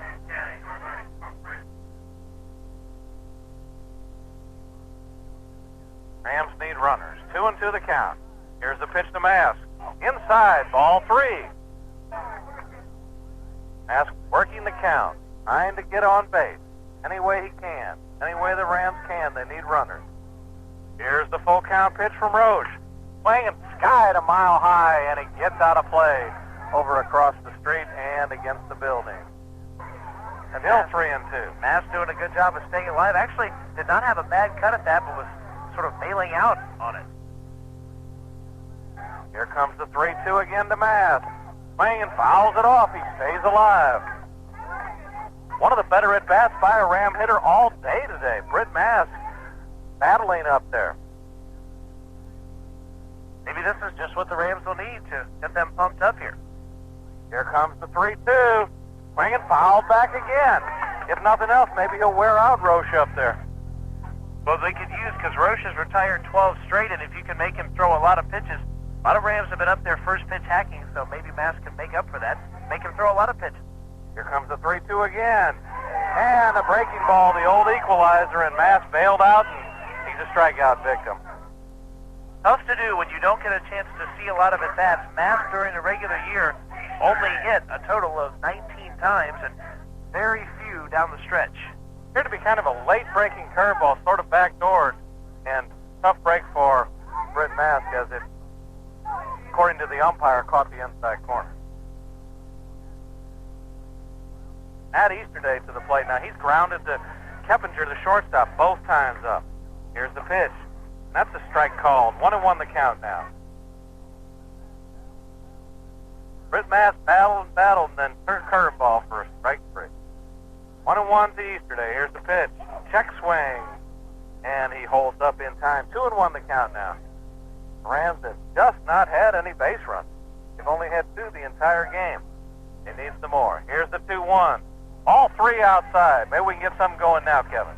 What we need, if you get a man like Easterday on, he's been caught stealing only once all year, 10 stolen bases for him, and be the man to have on.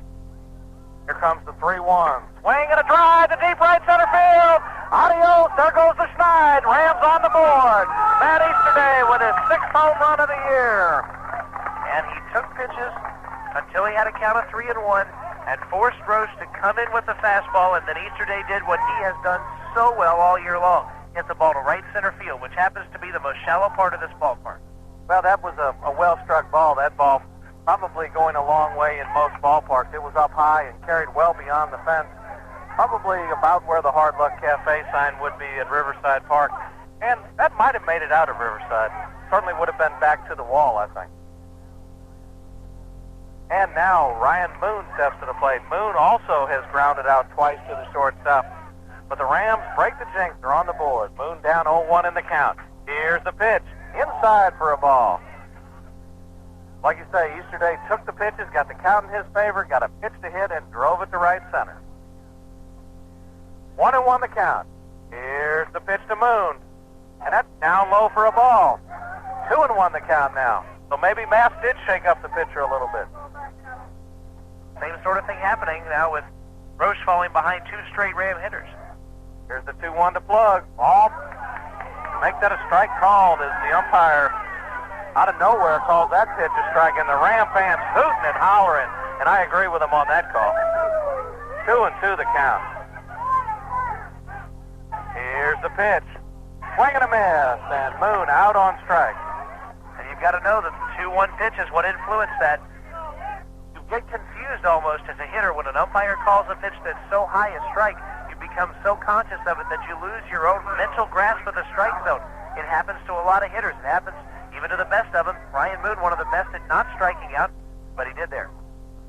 And the pitch that the umpire called a strike was not only high, but it was also appeared to be way outside. And for some reason, he called it a strike. Luke Allen takes the first pitch for a ball. 2 outs now. It's going to be even harder for the Rams. Allen needs to get something going here. Here's the 1-0 to Luke. Ball outside. 2-0 the count now. Roche has spotted the curveball effectively at times, but his best pitch has been his fastball. Here's the 2-0. Way high and away. Ball 3. Middlebrooks on deck and Cleary to follow. It's not over yet. And time is going to be called as one of Parkview's coaches is going to go out and talk to Roche and bring out Carlson. And basically, you know what he's saying here. With a 7-run lead, no strikes. Yeah, the worst that can happen now is the score would be 8-2. Start putting runners on, and that could bring new life to the Rams. We've seen the Rams come from behind before, not quite this far, but this is a different ballpark. Things could happen. And the umpire comes out to kind of move things along. Big out in the inning was Ryan Moon striking out, and you can't really blame him completely because of the bad call on strike 2. 3-0. 3-0 to Allen, you can bet he'll be taken. Ball 4 as it's low and away, and the Rams with a runner.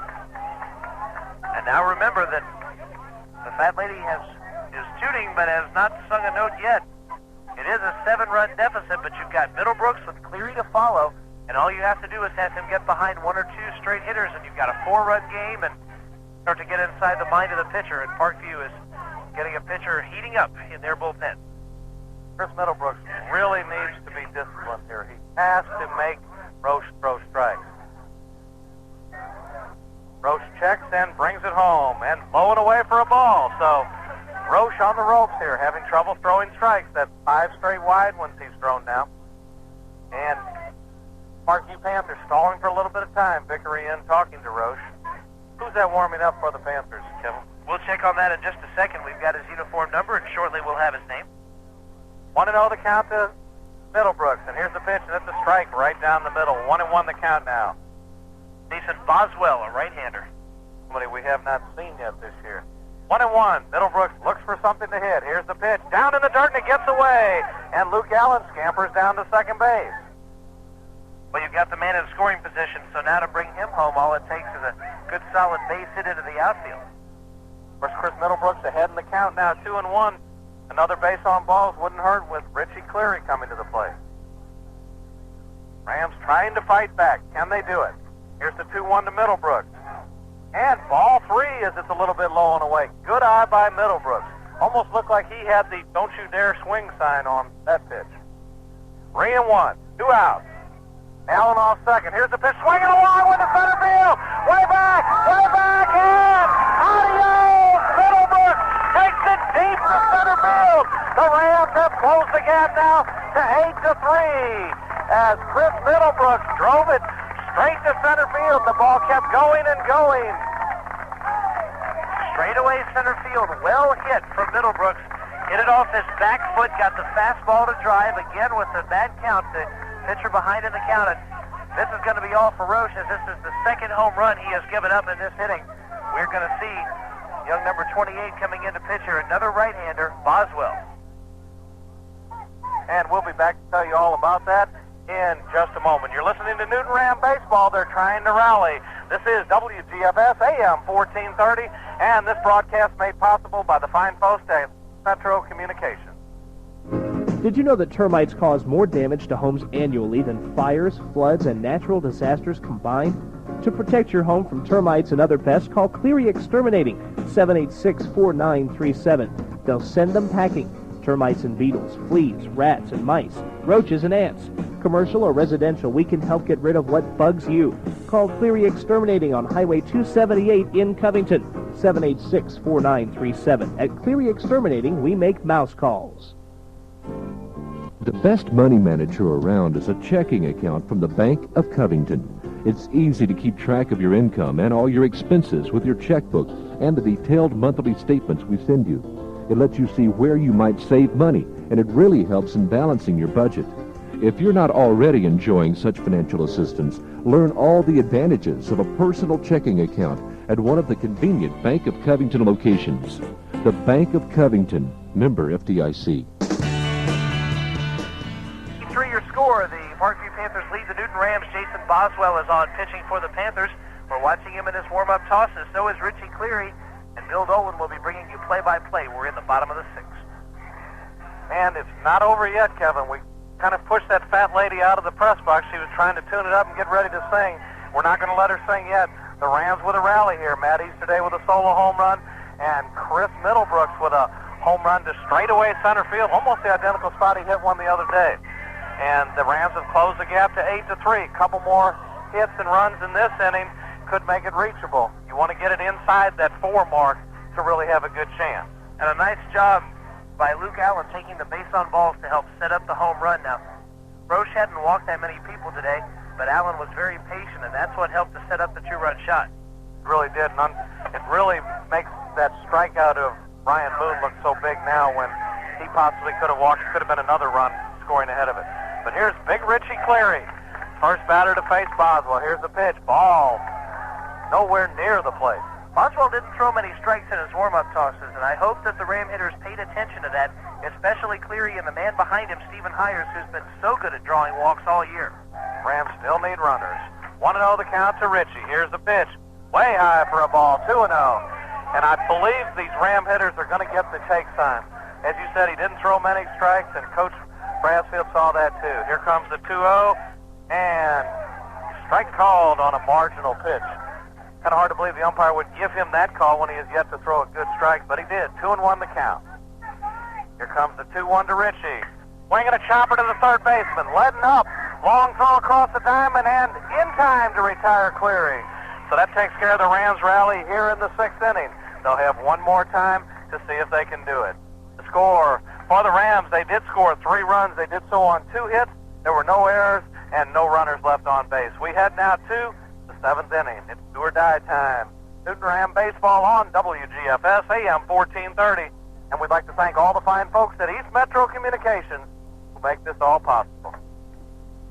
When you're looking for a garden tractor, you want one that won't back away from the big jobs. You want a Toro wheel horse garden tractor from Coast to Coast Home and Auto. Here's one tractor that's not afraid to get dirty. And with an available 20 horsepower Toro Power Plus engine, it can mow, till, plow, even remove snow without breaking a sweat. But don't take our word for it. See the complete line of Toro wheel horse garden tractors today at Coast to Coast Home and Auto. We think you'll agree they look great in red, but they're even better in earth tones.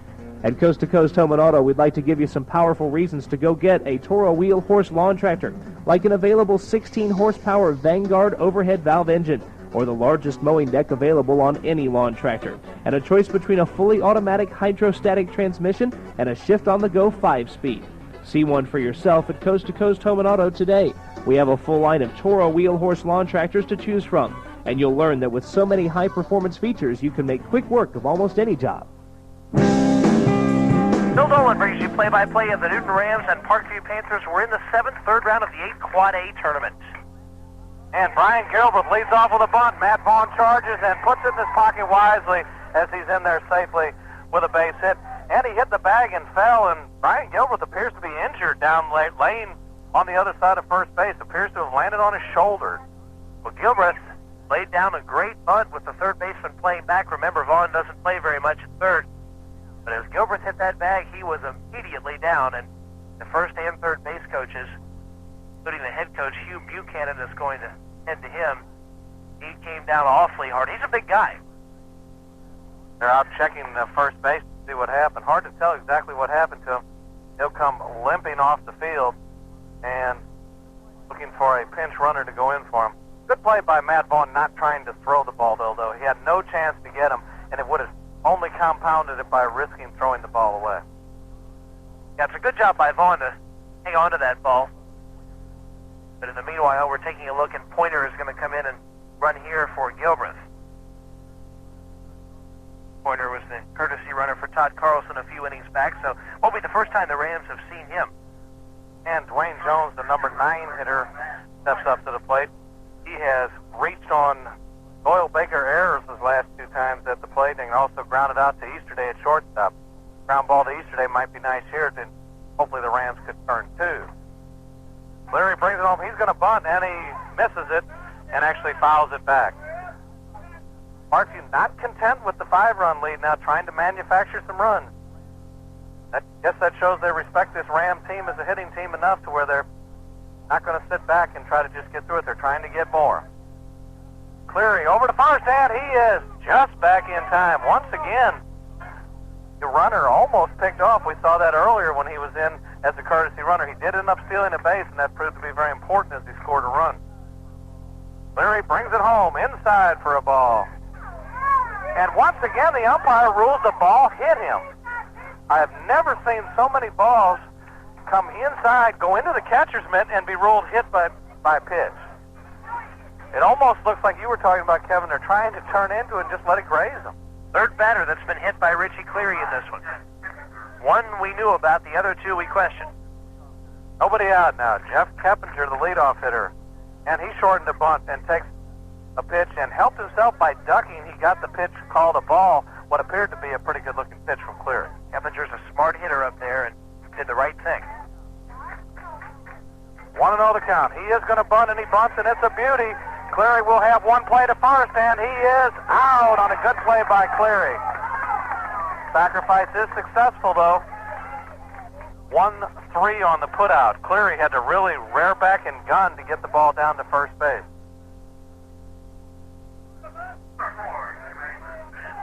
Now with second and third, you're in a tough position here if you're the Rams. Now, but having scored those 3 runs, this kind of becomes a ball game. Of course, you don't want any more runs to score. This being the last inning of the season, perhaps, for the Rams, so they'll bring the infield in. In fact, they'll bring him all the way into the mound right now as they talk about things. Of course, they will have to play it in. They just cannot afford to give up any more runs. This is a spot where Richie Cleary really needs to bear down and get either the pop-up or the strikeout. He needs to make some good pitches here to work out of trouble here. And he's facing Ben Carter, a man who drove Jason Lunsford way deep last time. Lunsford gave up 4 runs. Without those 4, we'd be looking at a 1-run game right now. Last couple times, though, he's grounded weakly to the second baseman, Ryan Moon. If he does that here, we could have a play at the plate. Richie's going to work from the full line. Here's the pitch to Carter. Breaking ball for a strike called as it caught the outside corner.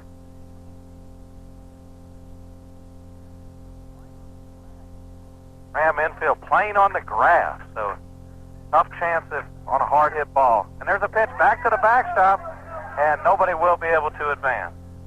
There is very little room between home plate and the backstop here at Clark Central, and that helped the Rams because that ball was right back to the screen. In fact, that ball got past Middlebrooks without him getting much of a glove on it. That may have helped because the momentum of it hit off the backstop and went back to Middlebrooks in time. 1-1 the count now. Here's the pitch from Cleary.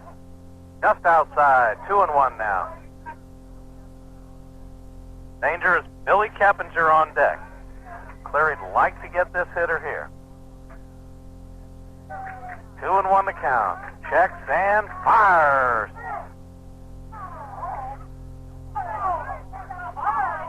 The umpire said ball, and how I don't know, Kevin. 3-1 the count. 3-1 the count. Cleary wheels and fires, and that one back to the backstop, ball 4.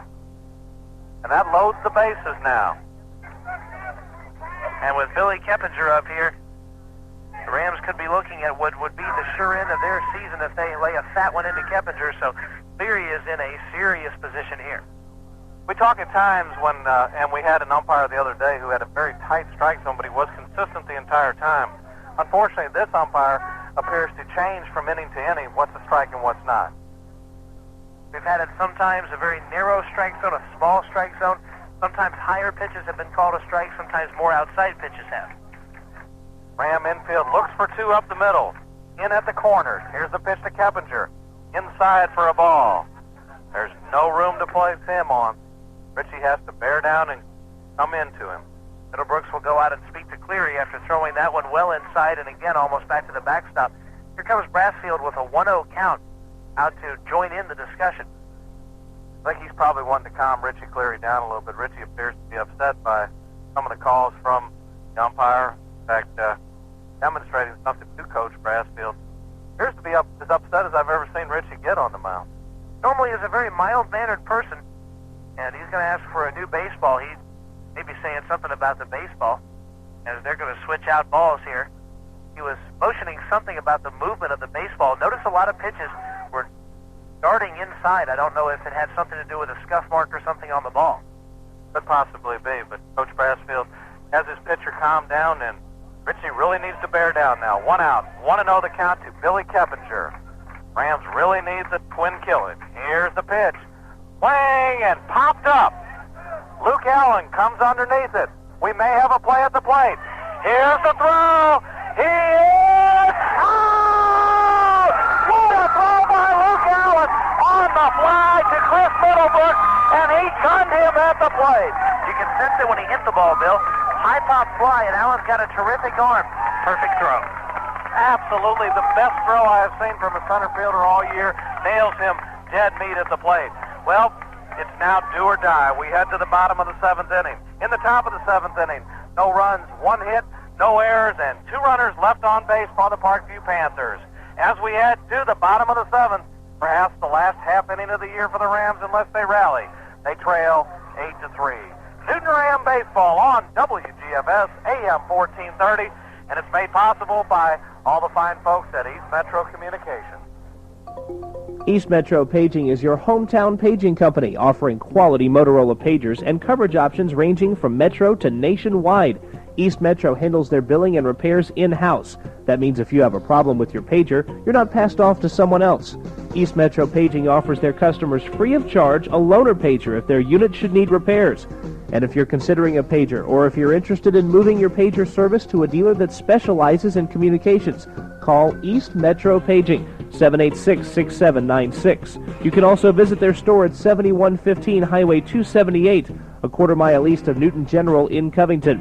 East Metro Paging is a division of East Metro Communications Incorporated, this area's oldest communications dealer. Tradition and excellence since 1946. That's WGFS, AM 1430, Covington. Feathers Field, Park Central High School, Athens, Georgia. Let us hope that this point here and now at this field is not where the end of the 1996 season is. It's going to take a miraculous rally of 5 runs from the Newton Rams, though, against Boswell and the Parkview Panthers. And Jason Boswell is on the hill, and Bill Dolan brings you play-by-play. Thank you very much, Kevin Holden. Stephen Hires will lead it off here in the bottom of the 7th inning. Here's the first pitch, and he takes strike called in the area of the inside corner. 0-1 the count. Jason Boswell pitching for the Panthers. Turns and fires. Breaking ball that fails to come in. 1-1 the count now. Parkview has somebody limbering in their bullpen just in case. Boswell turns and fires. Stephen Hire swings at a pitch over the top of his head. 1-2 the count now. Dangerous thing to do in this circumstance. This pitcher has really not thrown too many strikes yet, and Stephen really helped him out. 1-2 the count. Here's the pitch. Breaking ball, and he fights it off back to the backstop. And that keeps the count at 1 ball and 2 strikes. We're in the bottom of the 7th inning. Rams need runners and a bunch of them. They can get something going with this short fences. They can get right back into it. 1-2. The Ram players whoop it up. Here's the pitch to Hires. Bounces up there. 2-2 the count.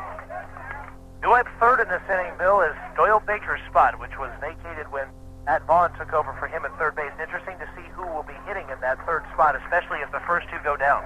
2-2. And Hires dribbles it down the third baseline. Leading up. The throw. He is. Baker Stephen dives into first base. Good hustle by the junior first base as he dove into the bag and beat the throw. Don Shepard giving him a good talk at first base as the Rams have their base runner to lead off this inning. Lane Floyd will come up and try to do some damage. He's hit a couple of pop flies. Never know what he might be able to do against a slower pitcher. And Matt Vaughn is the on-deck hitter. He appears that he will hit in that spot. Lane Floyd, the hitter. Lane has been one of the hotter hitters for the Rams as of late. Rams need more base runners. Good hustle by Stephen Hires to leg out that infield hit. Just with a short lead at first. Here's the pitch to Floyd. Strike called inside corner. 0-1 the count now. Stephen Hires doesn't need to be in a hurry to go anywhere. Just a short lead. Rams need a lot more runners than him. Nobody out. 1 strike on Lane Floyd. Rams need more hits. Here's the pitch to Floyd. Breaking ball doesn't get in. 1-1 the count. We'll take a base on balls here, Kevin. Most certainly we will. Lane Floyd looking for something to hit. Waits for the next one. Here it comes. Swinging a shot. That might be 2. Keppinger to second for 1. Over to first. In time for the double play. And the Rams are within 1 out of the end of their season. And it will be Matt Vaughn coming up to hit. Kind of a microcosm of this game for the Newton Rams. You've got a man who has come in and had to hit for a man who made 3 errors, arguably even 4, during the game. The Rams within 1 out of their season ending here. We thought they might have a rally going there. Tough break as the double play off the bat of Lane Floyd. Here's the pitch to Vaughn. Takes the pitch high and tight. Jason Boswell with kind of a weird delivery turns his back on the plate almost like Louis Tion. Here's the 1-0. And a called strike in the area of the outside corner. 1-1 the count. Here's the pitch to Vaughn. Strike 2 called, the breaking ball. 1-2. The Rams down to their last pitch of 1996. Here comes Devon. Swinging a foul ball as it hit in foul territory and then struck the bat again and dribbled out into fair territory. You got to know it's a bad circumstance to be down 5 and be the last batter in the Newton Rams season with 2 strikes on you and still have to be patient. Matt Vaughn battling. Here's the pitch. Swinging a shot. Jeff Keppinger up. Throws, and that's it. Newton fouls out by the score of 8-3. Rams get 1 hit in that inning, no runs, there were no errors, and nobody left. So the Rams season comes to an end as they fall to the Parkview Panthers by the score of 8-3. Totals and highlights in this game. 8 runs, 7 hits for the Parkview Panthers. They did not commit an error. They left 10 men on base. Tommy Roche picks up the win, giving up 3 runs, all of them earned on 3 hits in 5 2/3 innings. He walked 2, and he struck out 7, pitched very well. He retired 13 in a row at 1 point. And then coming in to close it out was Jason Boswell. For the Rams, 3 runs, 4 hits, 3 errors. They left 2 men on base. Your losing pitcher in this one, Jason Lunsford, who gave up in a third of an inning 4 runs, and the Rams trailed 4-0. And that really was the turning point as the Parkview Panthers jumped right out with a Jeff Keppinger single, then the Ben Carter home run. Got a little nervous there, even more nervous after the second home run, the 2-run shot off the bat of Caleb Smith. Well, the key to the game was, though, the Rams did not play their game. Once they got behind, they went up trying to hit the 5-run homer instead of trying to nibble away at it, taking the base on balls and base hits. They became a little more undisciplined and were not able to do the things that they have done that it won 21 games for them this season. So they go down in a tough ball game, losing 8-3. Made a brief run at it in the 6th inning, scoring 3 runs, but a few other plays kind of caused the season to come to an end. And it's an unfortunate end here for Newton because really if they had won this game, they would have had a good shot at the state tournament because if Heritage wins their game Monday now, the Parkview Panthers will make it to the state tournament and they and Heritage would play for the region championship. Next game here will be Heritage and South Gwinnett on Monday, and it's going to break the hearts of a lot of people to see this 1996 season come to an end. And for a lot of people, it was a tremendous year. The Rams made a great run through the sub-region, 11 wins, only 1 loss. But here in the tournament where it really counted, had a little trouble with a few teams. Norcross, they fell apart in one particular inning. It was the 6th this time around. It was the 1st against the Parkview Panthers. And that's the type of ball the tournament ball is. One bad inning, and you can come out on the short end twice. Well, in this game, they gave up 5. They lose by 5. Plain and simple, that's the ball game. And unfortunately, Jason Lunsford, for his 2nd consecutive outing, really had absolutely nothing. We were worried when we saw him warm up as his curveball bounced several times up there. When Jason is not effective with the curveball, he's in deep trouble, and that was shown today. As mercifully, Joe Brassfield pulled the quick hook, and Richie Cleary, pitching under adverse circumstances, did a very good job keeping it close and giving the Rams a chance. A couple of errors really hurt. We felt the Rams had to play errorless ball. They did not. Parkview did. Ram pitchers walked a few that came around to score, and those always hurt. Parkview didn't walk that many as the Rams were not patient as they have been at the plate in earlier games, and that kind of tells the story. That exactly tells the story. The unfortunate news here as the Rams go down by 5, 8-3. Let's take a quick break. When we come back, we want to thank a lot of people who helped to make the 1996 broadcast possible here on WGFS. One of those, East Metro Communications. They've given us the equipment throughout the year. We thank them kindly for that. At Hardy's Floor Covering and Supplies, we've got you covered with vinyl, wallpaper, carpet, wood, parquet, VCT tile, interior design service, carpet cleaning service, and blinds. They're the largest and most complete carpet store serving Newton, Rockdale, and Morgan counties, Lake Oconee, and surrounding areas. They specialize in residential and commercial flooring. Their professional carpet consultants and interior designer will bring samples to your home, take measurements, and quote you a price all in one visit. Call them, Hardy's Floor Covering and Supplies, 786-9245, 786-9245, or in Madison, 342-3869, 342-3869. Hardy's Floor Covering and Supplies. East Metro Paging is your hometown paging company, offering quality Motorola pagers and coverage options ranging from Metro to nationwide. East Metro handles their billing and repairs in-house. That means if you have a problem with your pager, you're not passed off to someone else. East Metro Paging offers their customers free of charge a loaner pager if their unit should need repairs.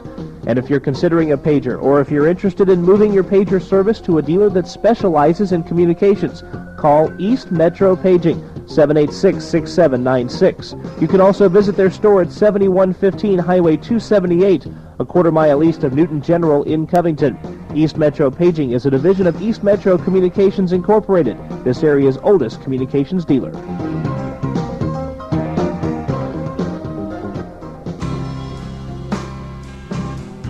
Bring you back to Dr. A.B. Weathersby Field. Clark Central High School, the Region A Quad A tournament has eliminated the Newton Rams. Your final here, 8-3. Bill, we've got some people to thank for helping to make 1996 a quite successful year for Ram baseball. It really has been, Kevin, and unfortunately, I hate for it to come to an end like this. We were hoping to do many more games this year. But of course, first and foremost, all our sponsors who help make this possible, especially East Metro Communications. A special thanks to Randy down at the Hard Luck Cafe for the wing-ding inning. Finally, we got to burn him for a couple of hot wings last night, 100 to be exact. But another fun time. All the fans enjoyed it. Thank you, all the sponsors and Randy.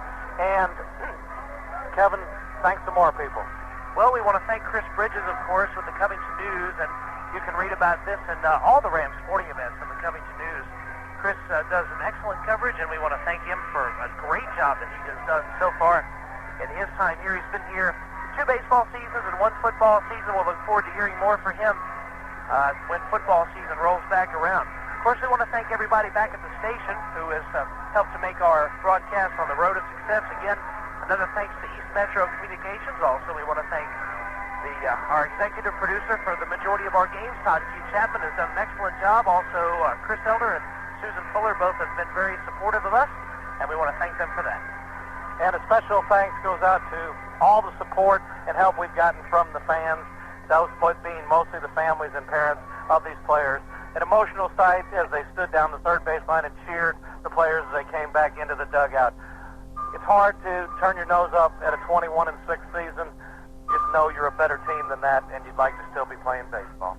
Well, Bill, it's been a pleasure doing the 1996 season with you, and hopefully we can bring the Rams some more wins in 1997. And of course, this will probably be the last year that we'll only be bringing Ram baseball. Look for Eagle baseball next season as Eastside makes the varsity scene. We're not sure how that's going to work, but you can bet we'll do our best to bring you as many games from both schools as possible. But for this season, Kevin, once again, I leave with a broken heart. Well, it'll start this fall with Eagle football and Ram football on WGFS, so tune in for that. Can't wait for it, ladies and gentlemen. 2 schools bringing you football and baseball action. For our executive producer, Todd Q. Chapman and Bill Dolan, from Dr. A.B. Weathersby Field at Clark Central High School, Kevin Holden, 8-3 Parkview, your final. Good night, everyone.